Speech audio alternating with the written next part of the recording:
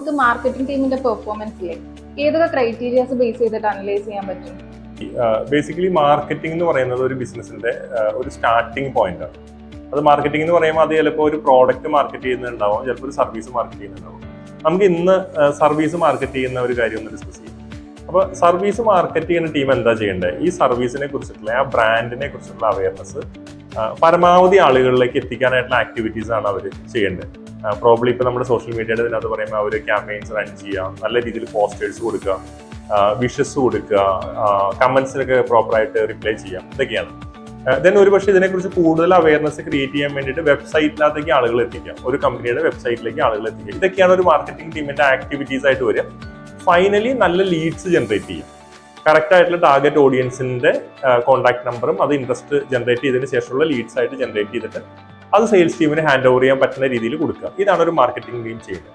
അപ്പൊ ആദ്യം ചെയ്യേണ്ടത് എന്താണ്? ആദ്യം ചെയ്യേണ്ടത് ഈ ബ്രാൻഡ് അവയർനെസ് എത്രത്തോളം നമുക്ക് ആളുകളിലേക്ക് എത്തിക്കാൻ പറ്റിയിട്ടുള്ളതിന്റെ അതായിരിക്കണം ഒരു മാർക്കറ്റിംഗ് ടീമിന്റെ ഒരു കഴിവ് അനലൈസ് ചെയ്യാനുള്ള, അല്ലെങ്കിൽ അവരുടെ പെർഫോമൻസ് അനലൈസ് ചെയ്യാനുള്ള ആദ്യത്തെ ക്രൈറ്റീരിയ.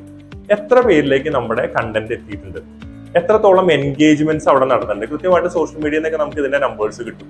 അപ്പോൾ ഇത് എത്ര ഫ്രീക്വന്റ് ആയിട്ട് പോസ്റ്റുകൾ ചെയ്യുന്നു എന്നുള്ളതിൽ കൂടുതലായിട്ട് ഒരു പോസ്റ്റിനോ ഒരു വീഡിയോയോ എത്ര നന്നായിട്ട് ചെയ്യുന്നു എന്നുള്ളതും ഇതിന്റെ ഒരു ക്രൈറ്റീരിയ ആയിട്ട് വരും. അപ്പോൾ അതിനനുസരിച്ചാണ് അതിന്റെ ഒരു ഔട്ട്പുട്ട് ആയിട്ടാണ് ഒരുപക്ഷെ ഈ എൻഗേജ്മെന്റ് നമ്പേഴ്സ് കൂടുതലായിട്ട് വരിക, എത്രത്തോളം റീച്ചും ഒക്കെ വരിക. വളരെ ഓർഗാനിക് ആയിട്ടൊക്കെ റീച്ച് കിട്ടുന്ന ഒരു കണ്ടന്റ് ക്രിയേറ്റ് ചെയ്യാൻ പറ്റി കഴിഞ്ഞാൽ അത്രമാ ബ്രാൻഡ് അവയർനെസ് എത്തുകയാണ്. അപ്പോൾ ഓർഗാനിക് ആയിട്ട് നമുക്ക് എത്ര റീച്ച് ക്രിയേറ്റ് ചെയ്യാൻ പറ്റും, ഇതൊരു വലിയ ക്രൈറ്റീരിയ. അതാണ് ഒന്നാമത്തെ ഒരു ക്രൈറ്റീരിയ ചെയ്യേണ്ടത്.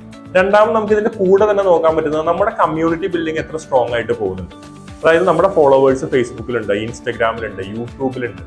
അപ്പോൾ ഒരു ഇത്ര സ്ഥലത്തൊക്കെ നമുക്ക് പ്രസൻസ് ഉണ്ടെങ്കിൽ നമ്മുടെ പ്രസൻസ് ഉള്ള സ്ഥലങ്ങളിലൊക്കെയുള്ള കമ്മ്യൂണിറ്റി ബിൽഡിംഗ് അതിന്റെ നമ്പേഴ്സ് എത്ര പോകുന്നുണ്ട്. ഇത് രണ്ടാമത്തെ ഒരു KRA ആയിട്ടോ അല്ലെങ്കിൽ KPI ആയിട്ടോ നമുക്കൊരു മാർക്കറ്റിംഗ് ടീമിന്റെ ഉള്ളിലുള്ള ഒരാളുടെ പെർഫോമൻസോ അല്ലെങ്കിൽ ആ ടീമിന്റെ പെർഫോമൻസോ അനലൈസ് ചെയ്യാനായിട്ട് എടുക്കാവുന്ന രണ്ടാമത്തെ നമ്പറാണ്. Great Leap, encouraging employment values.